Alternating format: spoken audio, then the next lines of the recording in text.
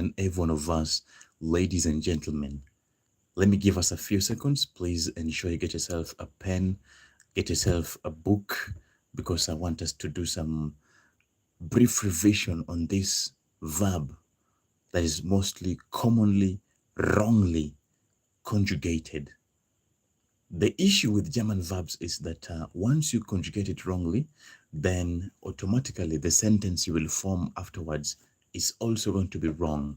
So please just find somewhere to write, as I would like us to go ahead together today and see or remind ourselves how to conjugate this verb that is haben. So let's now go ahead. We will be using the table that they normally use when conjugating this verb, all right? At the end, I would give us the questions to go ahead and try translating some sentences, right? So let's proceed then and see on the conjugation of this verb haben. Now, first of all, in ich, it would be ich habe, like that. Ich habe. Now, this habe, as I've forgotten to mention, is that haben is an irregular verb. So in ich, you say ich habe. But in do, look at this one. Do now changes a bit and becomes du hast, like this. Look at this one. Ich habe, I have, but du is now du hast. Then you have the sie s. Sie, es. Remember, sie es is he, she, it. So sie es hat. Sie es hat. Ich habe, du hast, sie es hat. In case you're wondering, what is this sie es? This is he, this is she, this is it. And then this one here, capital S, sie haben. Sie haben. Let's just write them in bracket. Remember, ich habe is I have. Ich habe, I have. Du hast is you have. And then sie es hat. This is now he, she, it has. He, she, it has. And then sie haben is now the formal one, which is now you. That is you have, like that. All right. And then the plural, we now have wer. Wer means we. So it becomes wir haben. Wir haben. This is now we have. Wir haben. We have. Okay. Be careful with the endings. Ich habe, du hast, sie es hat, sie haben, wir haben. All right. Then there is ihr habt. Ihr habt. As I mentioned when I was beginning, is that in German, it's important to know each conjugation, because if it is not well understood, you will find yourself conjugating it wrongly, which automatically makes the sentence also wrong. Yeah. So it's important you know the ending. So ihr habt, which means you have. Then you proceed. Small s, sie haben. Sie haben now means they have.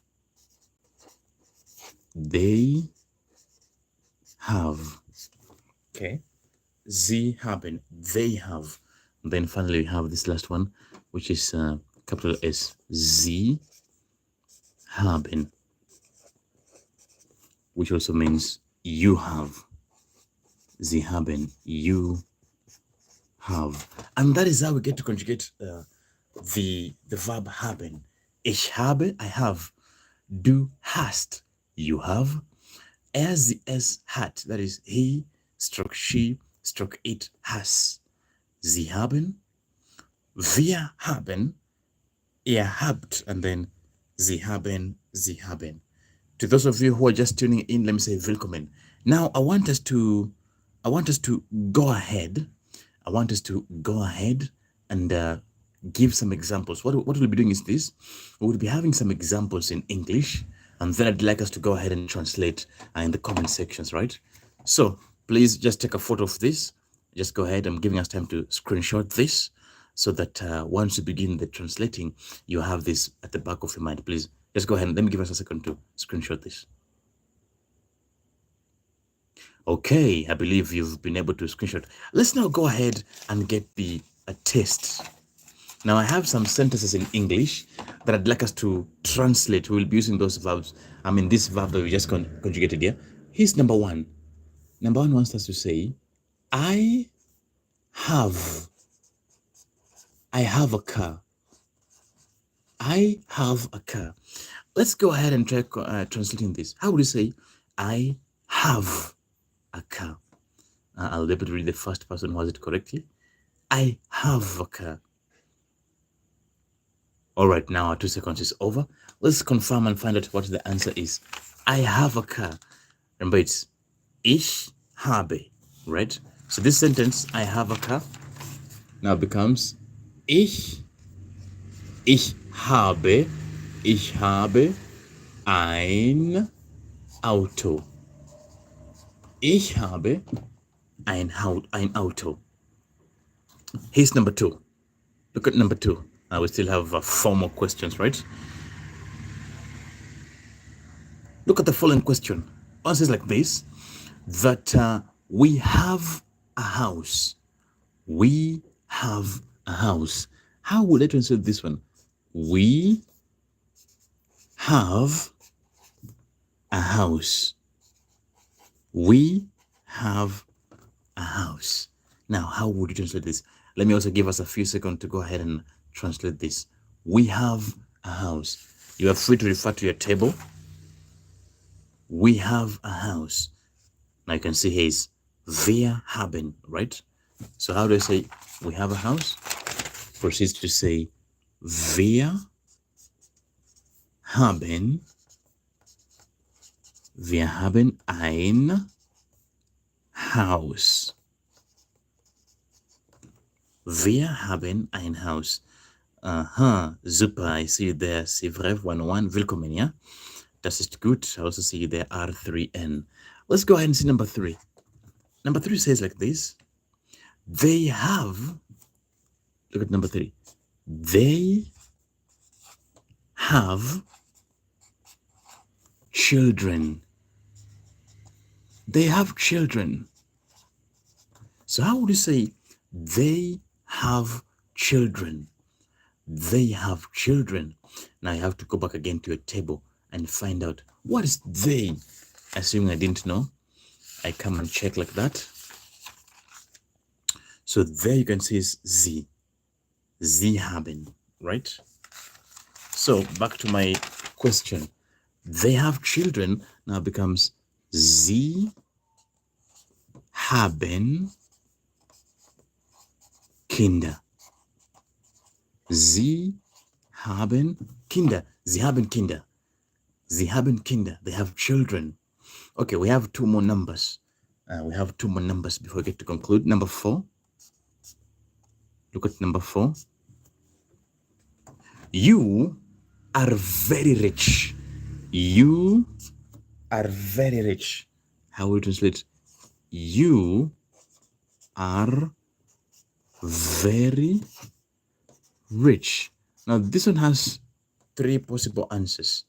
You could either use sie or du or er. Look at this one. You are very rich. So one could decide to use this you right here.